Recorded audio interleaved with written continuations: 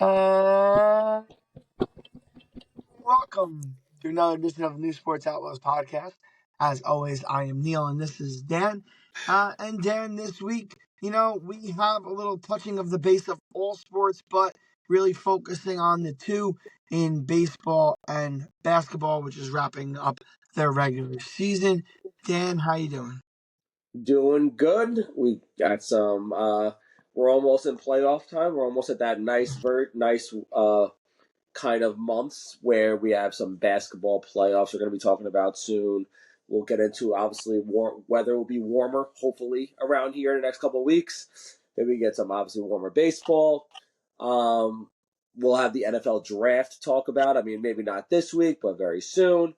So I'm glad to kind of get into it. And we have a lot of Yankees and Mets this time around. I think we're going to be dominated by that. So let's get started. Let's start up, whatever you want to talk about. Yeah, so in your open, you brought up a good point that I didn't even think about when doing my research for today's podcast. The baseball game, weather-wise, has been horrible. I mean, the Yankees just had to change three games to from 7 o'clock games to 3 o'clock and to 1 o'clock games because the wind chill temp in Detroit was ridiculous, and it's been crazy. I coach baseball for high school. I can tell you, I had a game yesterday. The temperature gauge said 42 degrees, but with the wind chill, it was closer to 32. And every time that wind hit you, it was like a knife going into your body. It was awful. Yeah, and as coaches, I used to coach too. Yeah, it's when you're standing in the dugout for the most part as a coach, or at least on the third baseline or on the first baseline. Yeah, you're kind of there. You're your big heavy jacket, and you're not even moving. But yeah, it's crazy. I know. Yeah, the Yankees games had to get moved up. Detroit, I think it was like 20 degrees with the wind chill, at least around this time at night. So it's been kind of crazy. I know they do that with a couple of games too. Um, but yeah, it's been crazy. It was snowing a few days ago in Detroit for a couple innings. Yeah, it was quite a scene. I had my mittens on and my team cap, and I'm trying to like call like head, no, it's chin, nose, shoulder. I'm like just it was just it's not baseball weather. That's football weather.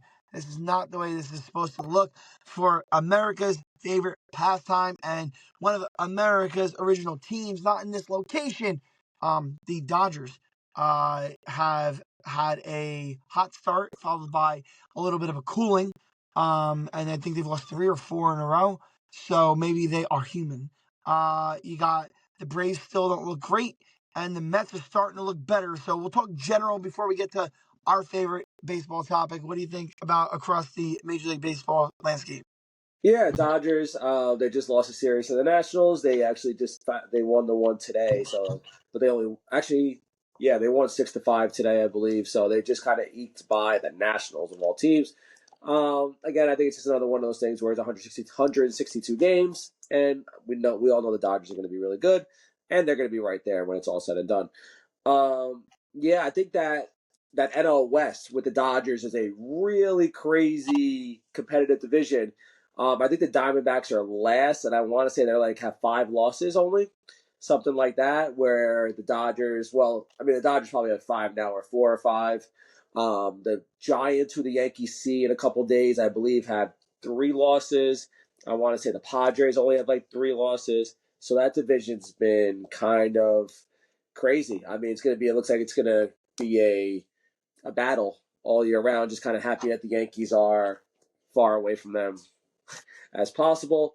Um, yeah, other than that, AL East hasn't been that great. I mean, the Yankees, I know you want to think the Yankee season's over already, but not yet. We can talk about that in a little bit. But yeah, I think more the NL West has been my kind of main takeaway from the early few weeks of the year. Yeah. I tried to throw the Mets in there when I did the intro for General because I gotta admit, I love listening to WFAN, but I cannot stand Tommy Lugauer and his positive Mets garbage. And it's just we're a big brother, and anytime you question it, that shows you that you're a little brother. Like it's just annoying, dude. Like you're not cool. You do it for attention, and I'm really getting tired of his shtick, especially when he's got to talk crap to the Yankees. But before we go on, I guess we're talking about the Yankees. I do think Yankee fans have to get off the Juan Soto hate a little bit. Yeah, You had him for a year, great. He went to the Mets. The Yankee fans, like us, are not used to it. I get it, but yeah. he's gone. He's gone forever. Get away from it. Get off it. We don't need to be chanting Juan Soto things. That's where I agree with the Tommy Lou Gowers, the Evan Roberts, all those That's Mets the only. that are That's kind the of only thing I agree with. Stop yeah. chanting F1 Yeah, I don't Soto. need to hear that. You could do it when Yeah, they play the Mets in a couple. I believe in the middle of May is their first Subway Series. I want to say he's gone. He's over with. He had a good year, a great year with the Yankees. It's over. All right. hey, It's not listen. like he was there for 10 Good, years. good luck and God bless. We knew realistically that it was going to be hard for the Yankees to sign him unless he loved it so much he was willing to give them a discount. Because although Hal made a offer I was not expecting for Juan Soto, it was still we knew it wasn't going to be the top offer. So you know what? Whatever. Good luck. God bless these Yankee fans that want to keep booing Juan Soto. You had to think, you realize he was going to go for every last dollar. So let it go. And he carried us to a World Series. So Yeah. that's.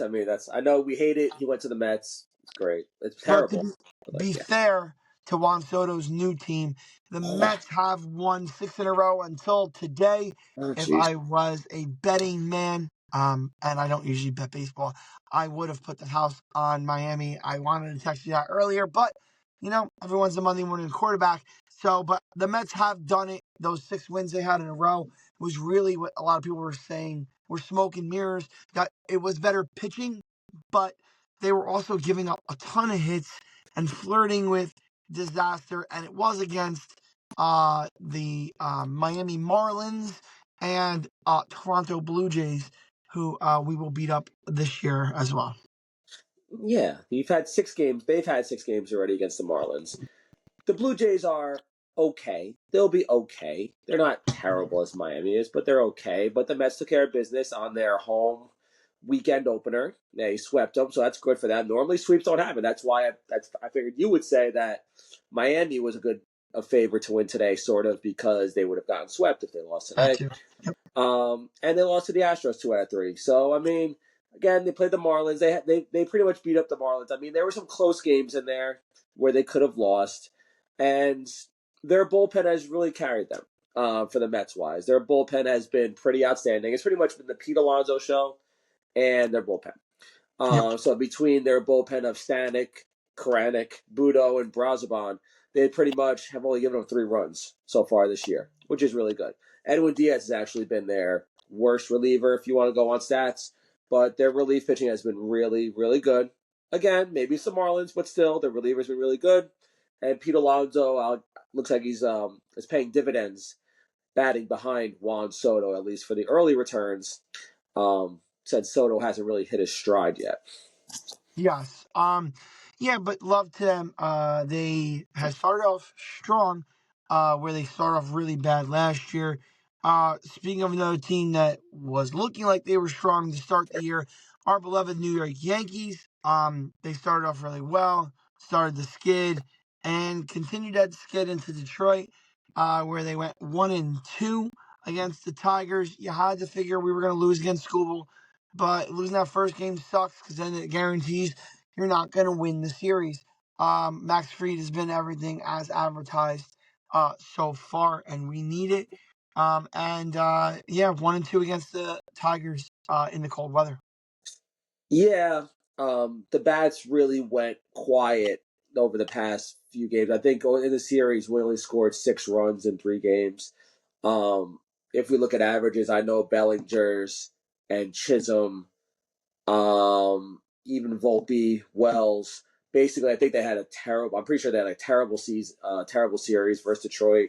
And I know that last game against the Pirates that we lost, that pretty sure they've only had like a 1 or 2 hits between all 4 of them. So their averages have been down.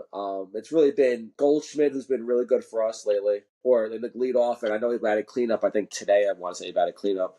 Um, Judge obviously, and Ben Rice has been really good for us. He's probably been our third best hitter, um, which I guess is a surprise. kind of making Aaron Boone kind of rethink himself or think what he's going to have to do eventually when Giancarlo makes his return from wherever, whatever forearms, whatever he has going on. So yeah, I mean, with the Yankees pitching, it's going to be a problem. Max Fried obviously was. Go ahead, go. You can talk for a bit. Go. No, you said pitching, and I want to say something you're not expecting. Probably the last thing that you would ever expect me to say. Oh, Rodon, what's going on, Rodon? I think Carlos Rodon has just had a little bit of a string of bad luck with giving up some early runs. I don't I couldn't find the website I used earlier, but I did the research earlier today when I was on my prep period, and they're batting, if I recall correctly, around 237 the first time around, which is still a decent batting average. He's just giving up runs that first time around through the batting order. The second time around through the batting order, he's at like something around like 180 batting average against. He actually, and then the third time through was a low 200s. He actually has been pitching pretty well. I think just hitting some bad luck. Well, I know what he's done the last two outings is I think like the first two innings, especially the one in that we just had in Detroit. I believe he gave up 4 runs. That second inning or that third. No, it was like the third inning when they hit. No, that was never mind. I'm thinking of Cookie Carrasco. But yeah, Rodon gave up runs early, but then he was still able to get through the sixth inning. He still pitched 6 good innings for us. I don't even think he was at 100 pitches when he got taken out. And I think the same thing happened in Pittsburgh or whatever start he had beforehand. He gave up like 2 or 3 runs early, but he still gave us some length. So I agree with you. But again, it looks like Will Warren's not ready yet. I mean, I think this is only his second. He only had 2 starts so far. Really good against the Diamondbacks. Wasn't so good against the Pirates. I'm sure he'll get a start with the Giants. Stroman is not going to be good for us. He's just going to go 3 or 4 innings. He'll give up a few runs, and Cookie Carrasco is a cookies.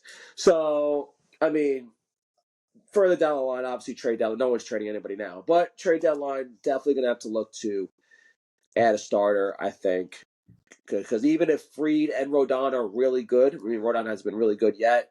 We're still going to need someone to at least unless Clark Schmidt comes back from his injury and is really good after that, and maybe Heel. Maybe that's kind of what we're depending on is Schmidt and Heel to get healthier so that we can see, I guess, by trade deadline what we need to do. Yeah. But I think the starting pitching has been the main concern, at least for me.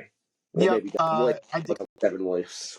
Yeah, I think the only thing that'll save Brian Cashman from having to waste prospects to go get starting pitching is if we get a good return from Heel and from Clark Schmidt.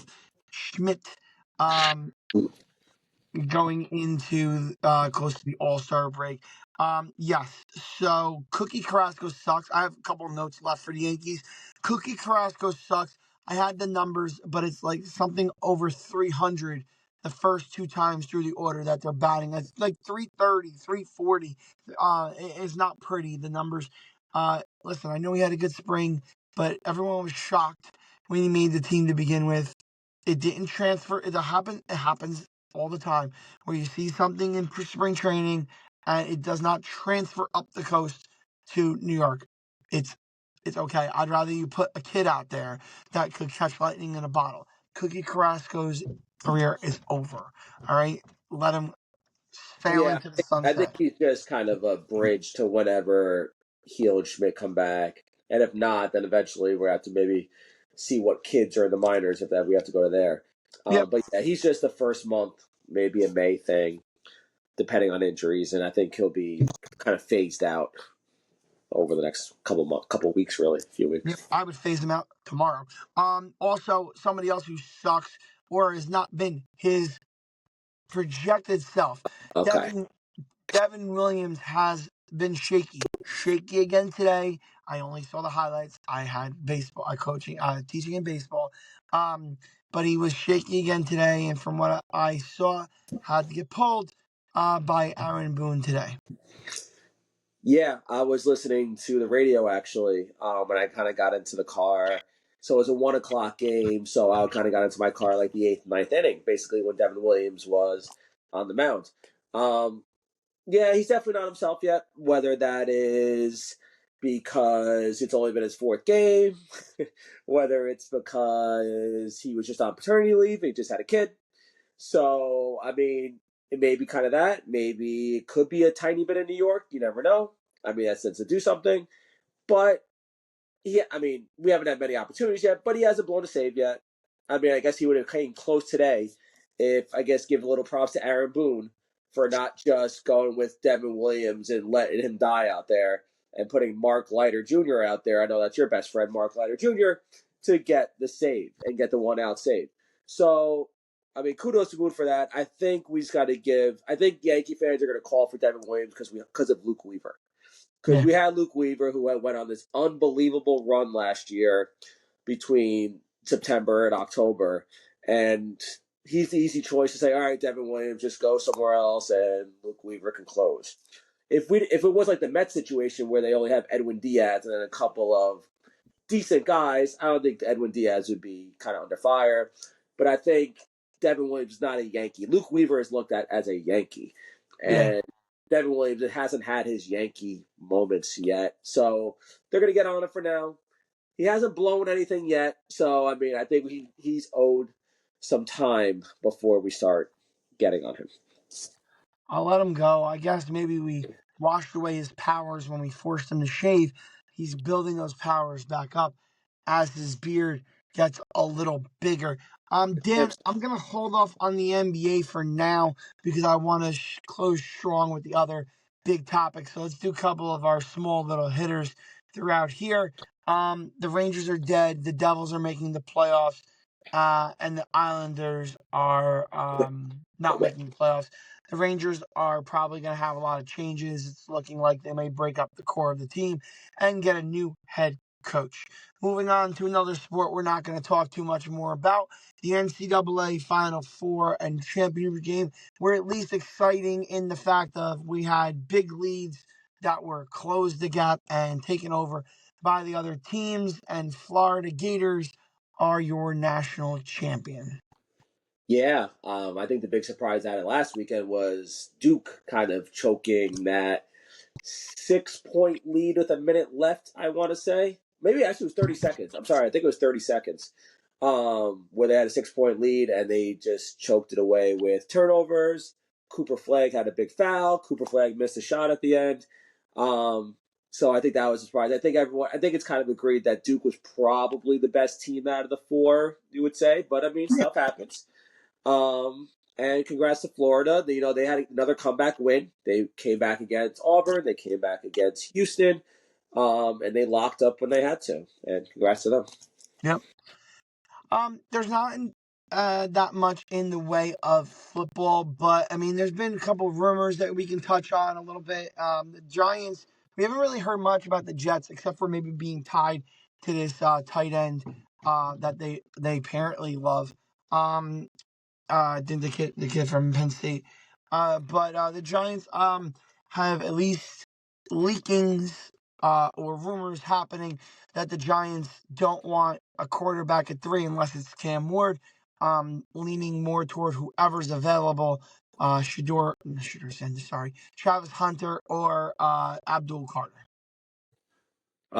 Yeah, I think that would be a smarter move, considering it's not like they're a quarterback away. They have a lot of holes, especially on the defensive end. Even though they do have a decent pass rush, like their line is probably the best part of their defense. Yeah. But Abdul Carter seems like he's a monster. I'm not trying to slight Travis Hunter at all, but I know I said this last week. They already passed on Micah Parsons a few years back. I think passing on Abdul Carter, another Penn State guy, would be, if he's available, especially if the Browns will get him at 2. If he's available, I think you have to take Abdul Carter. Yeah. And I don't know if this also comes with the rumors, or I know I saw at least a second or a third mock draft from one of these insiders, probably trying to read the tea leaves. If the Giants don't go quarterback 1, although they have brought in Russell Wilson and Jameis Winston and brought back Tommy DeVito, you probably are looking that you're going to get some type of young quarterback in here. So the rumors that I saw or the mocks I saw were Jaden Milroe going to the Giants with the second round pick. He is huge. Dable has ties to Bama. They could work with him. He is a project. Even if he were to come in toward the end of the season, if the Giants are totally officially out of it, Russell's struggling, maybe the last 4 games, if it is him, show promise. Hey, look at all these good pieces all around the field. And now we have a quarterback who looks like he has it in those 4 weeks or 5 weeks, whatever it is. I think that's what the ideal situation is for Brian Daboll and Joe Shane. Yeah, I mean, if you can, I mean, why not? If you like them, I mean, between whether it's any of those quarterbacks, whether it's McCord, whether it's Milroe, seems like Jackson Dart's going to go in the top 10 probably, or at least top 15. Somebody's going to trade up, it looks like, to probably get him in the first round. Whether it's any of those quarterbacks, I mean, if you like them and you think you can maybe do something with them, it's not like they have any pressure on them at all. Bring them into camp. Let's see what Milroe has. See what anybody else has. And then if not, you have next year where it seems like it's a decent class too. It's not just Arch. I believe there's a couple other quarterbacks out there besides Arch Manning coming out. So Supposed to be a deeper class, yeah. Yeah, I mean, I can see why you wouldn't want to do that just to see what you got, unless there's someone else on the board that you think you need. If that's someone that you like, bring him in. Just don't force it like for Shador or anything else. From your lips to God's ears, I just have some type of feeling that even though it's a different, not generation, a different group that was here than last time, I feel like they're going to screw it up, and somehow I'm going to be sitting there and Shador Sanders' name is going to be read off at 3. I just really hope not. Okay, so we'll talk more about the NFL draft. We have a couple weeks. If I'm not mistaken, it's the 24th or 27th, somewhere around there. So we have 2 or 3 weeks still left before the NFL draft. So our last big hitter topic of the night is the NBA. Is there anything to report from the Nets?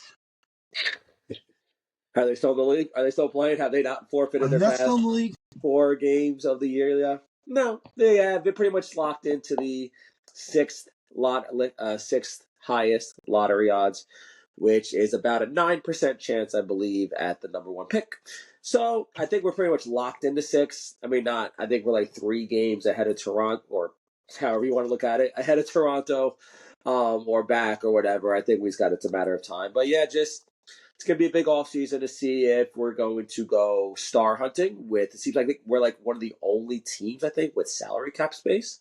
It seems like we have about like a plethora of picks we can use. So it depends. I want to see if we're going to build or we're going to just kind of star hunt, which is totally available. Yep. Yeah, that's about it. And before we get to the Knicks, I'll stop off on this topic from the Nets too. Did we hear anything today about why Mike Malone got fired? I mean, it's a guy who literally won a championship 2 years ago. I get in the West from the 4 to the 8 or the 9. It's like literally two games separates the 4 to the 9.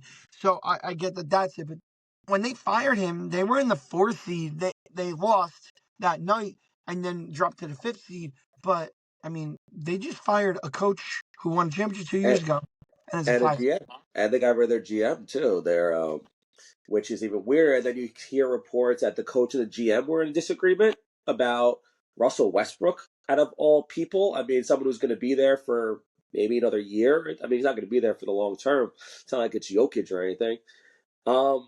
Yeah, that's a mystery. I mean, guy just won, like you said, just won a championship 2 years ago. I mean, like, if you're any coach in the league, like, how does that make you feel when you literally you have probably the best player on the planet, maybe still a Jokic, and you're still going to go to the playoffs. You're still going to be sort of a favorite or up there with the favorites, and something must have happened with ownership. I know what was going around on X about this press conference that he had, and he pretty much went off on the players.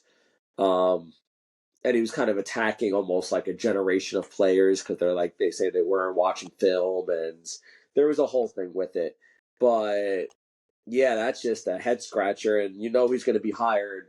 That first wave comes out, I guess with the end of the season, he's going to be hired quick, Yeah, fast, in a hurry. yeah. I mean, listen, outside the Knicks getting swept in the first round, and this will pivot us to the Knicks. There were some rumors about if Thibodeau got destroyed in the first round and got embarrassed, maybe Thibodeau could be gone because Mike Malone's from the New York area. He's a New York guy, so maybe there could be a tie there. But as far as the Knicks go, um, let me tell you how I feel about this, and then I'll get your opinion. Go. Uh, so I listen to the radio and I watch TV and I'm on Twitter and Instagram, and it seems like there's two camps to what happened last night. You're either in the camp, geez, we played probably one of our better games, and we still can't beat this team. We're never going to beat this team, especially not 4 times out of 7. And then there's the camp that says, hey, look, we almost won that game. Brunson's not back to full 100% yet. Mitchell Robinson's only at 15 minutes in game. We could win. We could have won this game, and we can compete with them. I tend to fall in the camp that I mentioned first. I Okay. tend to fall in the camp of they worry me. Now, we're not going to be able to do anything about it. I can worry about it all I want. The rest of us in that camp can be scared all we want.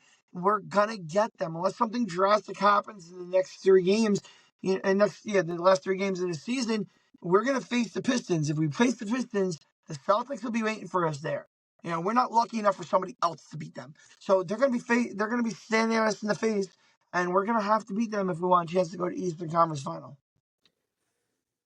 Yeah. So I laugh when I was listening to the radio and I was reading up on X last night after I watched the whole. I actually watched the whole Knicks Celtics game. No, I was not watching the Nets game last night. I was watching the Knicks and the Celtics, and I watched the whole game. And it's funny watching these guys, these Knicks fans. We almost had them. You almost had him? Great. Come on now. Jaylen Brown wasn't even playing. He's on one. I mean, hopefully for you guys, Jaylen Brown doesn't get any healthier because he looked like absolute garbage. I don't know if he's hurt, whatever it is. But the thing is, and I don't think you're really going to be able to guard this at all. If Kristaps Porzingis is shooting like that a couple of those logo threes where he's just flicking his wrists were unbelievable. I think he had 8 threes last night. Fantastic. What you're going to need, because it seems like no matter what, your bench is not going to be the only person that's really going to be significant off your bench is probably going to be Deuce McBride. I know Mitchell's going to get some minutes, but against a team like Boston and Detroit, I don't really see him having a role. He'll have his minutes. He'll have a decent, good amount of plays. But you have your 5 guys in Brunson, Cat, OG, Hart, and Bridges, and then it's going to be Deuce McBride. Nobody else this year. And I know we keep saying at the beginning of the year, yep, got to get depth, whatever. It is what it is this year. You have those 6 guys, maybe 7. And yesterday, Brunson, 27 and 10. All right, what? He's not 100%. Okay, what's he going to, I guess, 35? You want him to score 35? Cat, 34 and 14. That's a monster game. So Boston, the way Boston is so good is because they have guys like Drew Holiday making big shots. They had guys like Peyton Pritchard making big shots off the bench. They have a bunch of these guys that could shoot threes. They have a bunch of guys. And you need between OG. Wasn't OG on this big tear before the Boston game, scoring like 30 points in like 5 straight games, something like that? He had 13 points. Bridges had 14 points. Yep. You need one of those 2 guys to be that third guy, and they need to score 20 something. Because if that's not going to happen, Bridges is not dealing with Jason Tatum. I don't know why Bridges was on Jason Tatum at all. Jason Tatum just destroyed him, as he probably should. I don't know why OG is not on him all the time, but that's another story. Yeah, it's just going to be a struggle bus. It's one of those teams where they're destroying every other team except for the Celtics, and the Cavs. And I just don't think you have enough this year unless OG. I don't even think it's going to be Bridges. It's going to be OG Anunoby has to somewhat go back, I think, to his somewhat find a middle ground between when Brunson was out and now when Brunson is playing, and he's got to just do that for you guys to even have a chance. I agree with you, but I think it's both of them. I think Bridges and OG both, at least offensively, stepped up while Brunson was out. And I need more than 14 and 13 points from them. I get that. Cat had 34. I get, you know what I mean? I get that. Brunson had 27. But I need 18 and 18 from each of them, or 22 and 22. 14 and 13 is not going to cut it. Yeah, no, and uh, they gotta.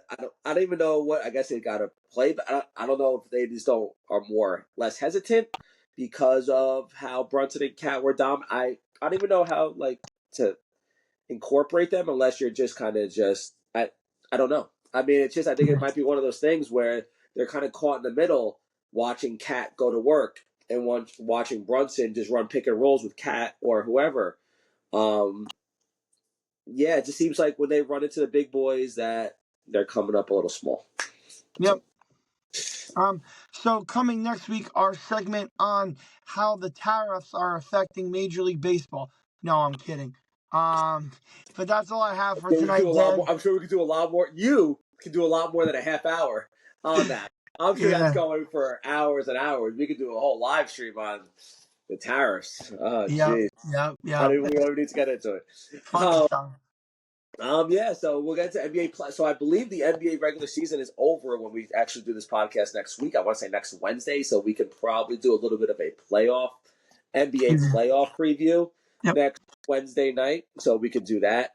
We'll obviously have another week of baseball in. NFL draft will be, so if today's the night, will be about 2 weeks away. Maybe even a week.